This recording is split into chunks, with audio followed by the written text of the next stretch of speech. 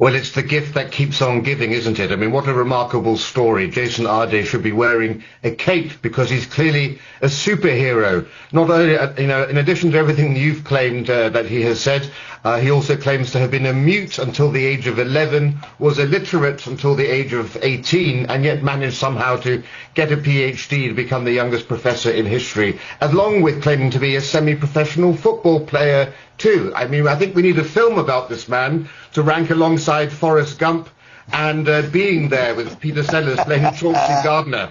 I think three characters who've managed to, hoodwink all the greatest, the best, the brightest people in society. I mean, this is, or at least it should be, an epic moment to ask, how could such a man have been taken in by so many of our brightest and best? This is a moment of reckoning, not just for Cambridge University, which celebrated the appointment of the youngest black professor in history, but for universities more broadly. But it goes, of course, beyond that, because, of course, the entire woke establishment got behind him. And anybody who has, embraced identity politics should feel profound shame at all of this. And in terms of our universities, of course, it questions their legitimacy and their academic standards, and it really exposes, well, I would say actually, it explodes the nonsense of progressive ideology within the humanities. This is a chap, of course, who's a proponent of critical race theory, and all of these theories, gender ideology, it's pure humiliation for all of them. Because, how could somewhere like Cambridge hire somebody like this without scrutinizing their PhD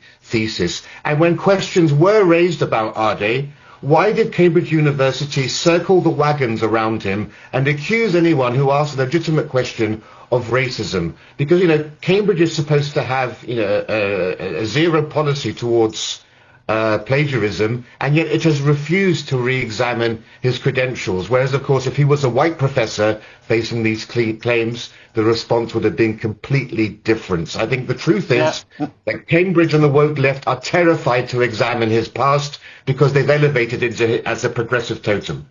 Now, Rafe, Heydel-Mankoo, I have to point out that Professor Arday has said there wasn't any plagiarism, he simply made mistakes.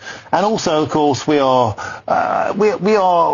theorising that what he said in these various instances is untrue. He, of course, would deny all of that. That's the way this tends to go. But to the broader point about the acceptance of this individual and his version of events by the woke media and the woke university academia, are you saying that something is perhaps amiss here?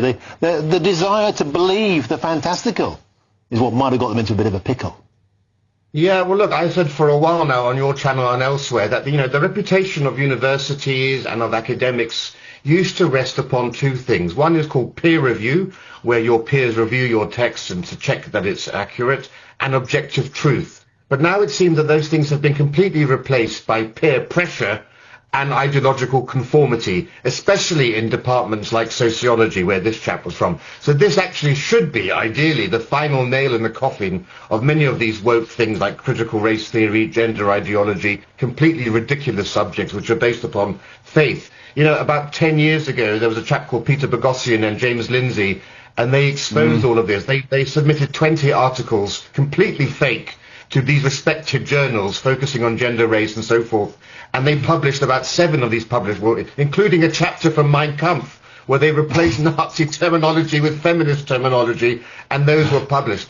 So Jason Arday should be the end of all of this, but of course it won't be because academia is too invested. Okay. But you mentioned media, and look, people like Zach Polanski, 5 Labour MPs, but James O'Brien from the LBC and Krishna Guru Murthy from Channel 4, these are people who normally are so critical and so sceptical about people that they interview. But when it came to James Arday, they were like doughy-eyed lovers flirting with this person because, of course...